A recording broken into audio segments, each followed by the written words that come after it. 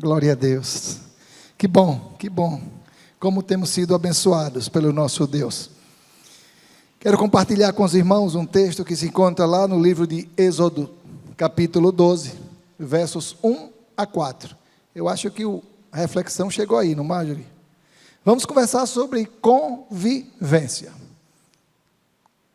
Talvez você tenha estranhado a maneira como foi escrita, mas é exatamente assim. Quero convidá-lo a entender convivência junto e convivência separado, dentro daquilo que é o desejo de Deus para as nossas vidas. E eu preciso ser bem objetivo, porque tem alguém ali que está me acompanhando, e eu preciso ser bem direto naquilo que Deus colocou em meu coração. E o texto que se encontra lá em livro de Êxodo, ele fala do momento que antecedeu a saída do povo para o deserto, da libertação ali do Egito. E esse momento se deu no momento antes da 10ª praga, a morte dos primogênitos, e que o povo precisa entender como se preparar para aquele momento que antecedia a saída do povo para o deserto. E o texto da palavra do Senhor diz assim: disse o Senhor a Moisés e Arão na terra do Egito: este mês vos será o principal dos meses, será o primeiro mês do ano. Falai a toda a congregação de Israel, dizendo: aos 10 deste mês, cada um tomará para si um cordeiro, segundo a casa dos seus pais, um cordeiro para cada família. Mas se a família for pequena para um cordeiro, então convidará ele o seu vizinho mais próximo, conforme o número das almas, conforme o que cada um puder comer. Por aí calculareis quantos bastem para o cordeiro. Que o Senhor aplique a sua palavra lida em nossos corações. Como disse aos irmãos, foi o momento que antecedeu a saída do povo, ali para o Egito. E mais do que nunca, eles precisavam aprender a conviver, a se relacionar. Um povo que estaria peregrinando pelo deserto, sem nada palpável, mas apenas pelos olhos da fé e pela orientação da parte do Senhor. E quanto ele e quanto nós podemos aprender através dessa dependência do Senhor. Quanto precisamos aprender a confiar naquilo que Deus tem provido para as nossas vidas. E esse povo pôde aprender pelo menos 3 lições para as suas vidas. E a primeira lição eu quero destacar que, apesar da ansiedade, pelos dias que estavam por vir, o povo foi ensinado sobre a importância da comunhão. Olha, vocês precisam aprender a dividir, a compartilhar, a olhar para os lados e perceber que existe gente necessitada e carece da sua ajuda, carece da sua contribuição e colaboração. O texto que lemos no verso 3, na parte B, a palavra do Senhor diz assim: cada um tomará para si um cordeiro, segundo a casa dos seus pais, um cordeiro para cada família. Cada um estaria ali com a missão de dividir entre eles o cordeiro pelo qual eles estariam se alimentando e dando para os seus. E é lindo quando, diante daquela situação, o Senhor orienta para que eles pudessem, com o sangue do cordeiro, marcar os umbrais das portas, porque o anjo da morte estaria passando por ali. E algo que eu preciso destacar é que as 10 pragas do Egito, elas não alcançaram a terra de Gozém, onde os hebreus habitavam. Todas as 10 pragas eles só alcançaram o Egito, aonde os egípcios moravam. As 10 pragas, nenhuma delas alcançou o povo hebreu. Mas é lindo quando eu consigo mostrar, quando Deus consegue nos ensinar, que apesar das adversidades, Ele quer nos ensinar algo novo.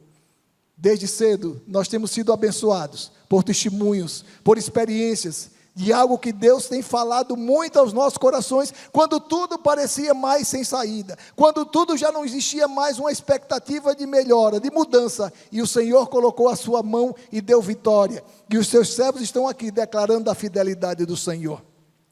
A orientação de Deus conduziu o povo, mesmo sem entender, a praticar o propósito da celebração, a comunhão.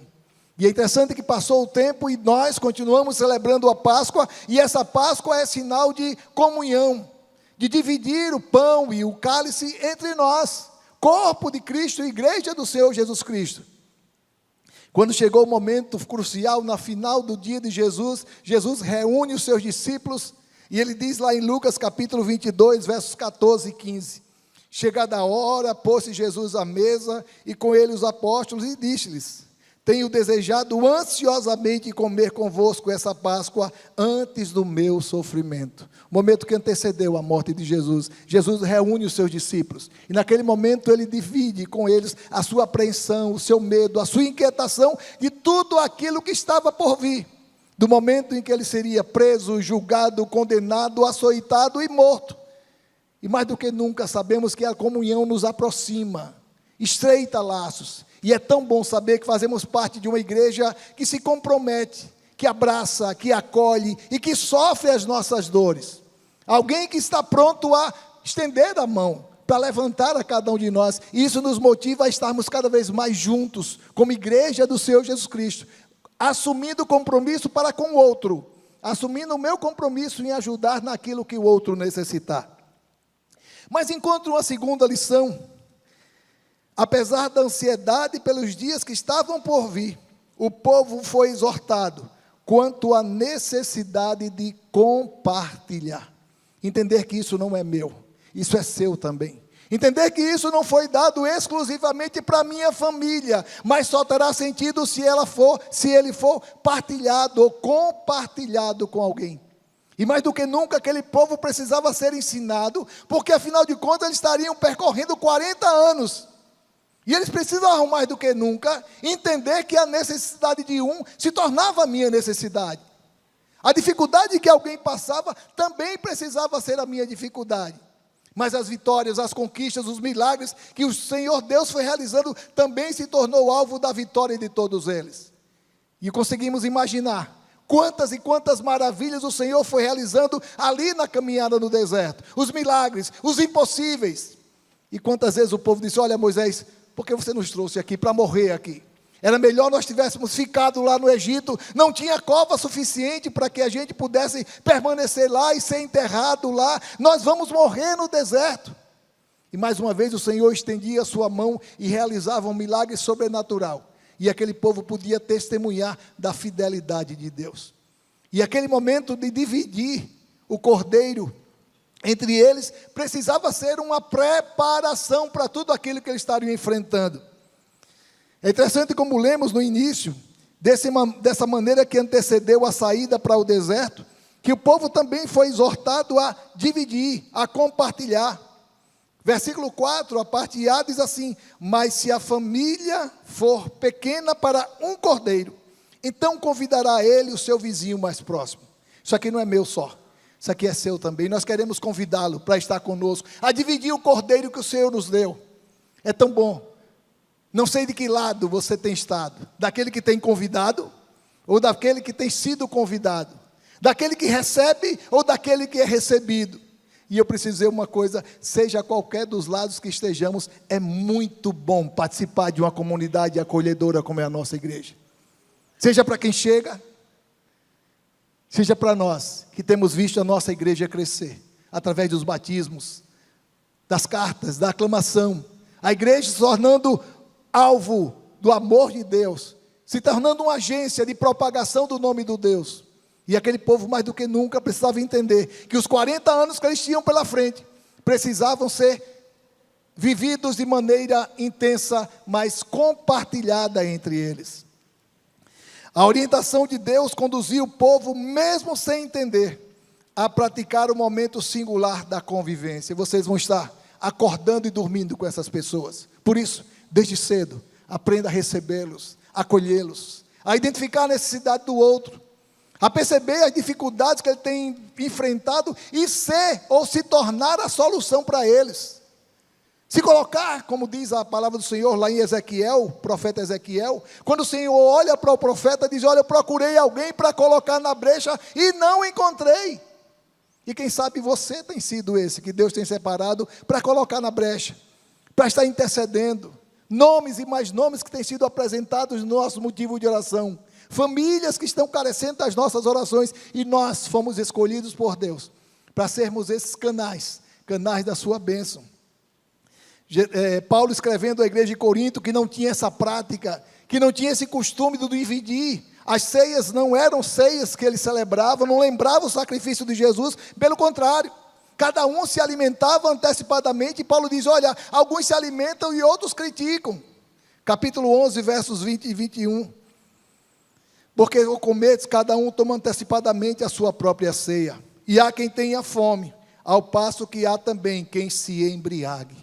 Que dor, que dificuldade. Conviver numa comunidade onde o eu, é o único, é a minha única opção. É tão bom saber que você faz parte desse povo. Saber que você também tem abraçado esse compromisso de ser igreja, de ser corpo. Encontrei uma situação do Martin Luther King, e ele fala algo que para mim é doloroso. Aprendemos a voar como os pássaros e a nadar como os peixes, mas não aprendemos a conviver como irmãos. Que triste, que triste. Nós precisamos, muitas vezes, temos amor para aqueles com os que estão longe, mas muitas vezes esse amor não é expressado através das nossas relações e dos nossos relacionamentos. Mas como disse os irmãos, 3 lições podemos aprender nessa experiência do povo. Apesar da ansiedade pelos dias que estavam por vir, o povo foi desafiado a aprender o valor do testemunho. Olha, tudo aquilo que vocês têm vivenciado agora, talvez vocês não entendam muito o sentido, mas outras gerações virão e serão abençoados, serão encorajados, serão motivados por tudo aquilo que vocês têm experimentado agora. E quando digo isso, volto os meus olhos lá para o versículo 26 e 27 do capítulo 12, e a palavra do Senhor diz assim: quando os vossos filhos vos perguntarem, que rito é este? Respondereis, é o sacrifício da Páscoa ao Senhor, que passou por cima da casa dos filhos de Israel no Egito, e quando feriu os egípcios e livrou as nossas casas. Então o povo se inclinou e adorou. Experiências que nós estamos vivendo como igreja, como povo de Deus, mas que muitas vezes serão alcançadas também, como consequência disso pelos nossos filhos. Como resultado dessa comunhão como igreja, os nossos filhos também serão alcançados e abençoados. A orientação de Deus conduzia o povo a, mesmo sem entender, deixar um legado para gerações futuras. Tudo isso que o Senhor tem feito aqui entre nós, tem servido para a glória dEle, mas para encorajar muitos que estão começando, muitos que estão iniciando a caminhada cristã, e assim como foram acolhidos, recebidos, amados e abraçados, e seus problemas se tornaram nossos problemas, são desafiados também a se ter canais da bênção, do amor de Deus a essas pessoas. Encontrei uma citação da doutora Dorothy Patterson, ela é professora lá no seminário do Texas, e ela fala algo que para mim é crucial dentro dessa percepção de futuro, dessa perspectiva do hoje, para o hoje, com vistas para o amanhã. E ela escreve assim: seus filhos não se lembrarão das palavras de sabedoria que lhes disse ao longo dos anos, nem se lembrarão dos bons conselhos que lhes deu, mas um retrato indelével de quem você é e como viveu está gravado na mente e no coração deles. Você tem sido visto, eu tenho sido visto, nós temos sido observados entre nós mesmos e pelo povo lá fora. E lembro da experiência do povo lá em Jerusalém, no capítulo 2 de Atos, quando a comunhão e a cumplicidade entre a igreja fazia com que o evangelho se tornasse conhecido entre os vizinhos. Pessoas que estavam próximas percebiam a cumplicidade santa entre eles. E aquilo ali era motivo de que o evangelho se tornasse conhecido através do testemunho, através do comprometimento para com o outro. Nosso desejo e oração é que a nossa igreja continue sendo esse farol, conduzindo pecadores perdidos aos pés de Jesus Cristo, mas também seja um lugar em que possamos abraçar, acolher, sermos abençoados pela relação e podermos ser canais da bênção desse Deus na vida das pessoas que estão à nossa volta. Que Ele nos abençoe. Vamos orar? Muito obrigado, Senhor, muito obrigado pela rica oportunidade que tem nos dado, Senhor, como igreja, de louvar o Teu nome, de celebrar o Teu nome durante todo esse tempo, Senhor. Que bom poder estar na Tua casa, e muito mais do que estar na Tua casa, estar na Tua presença, Senhor. Desperta-nos, Senhor, cada vez mais, para o compromisso que temos assumido, de abraçar o Evangelho, de abraçar o Teu reino, como algo superior às nossas intenções, desejos e aquilo que possa estar ao nosso alcance, possa ser alcançado com alegria, produzindo no outro, Senhor, o bem-estar, o acolhimento e o desejo de permanecer. Continua, Senhor, falando aos nossos corações. É isso que nós te pedimos, com o perdão dos nossos pecados, e em nome de Jesus. Amém, amém, amém.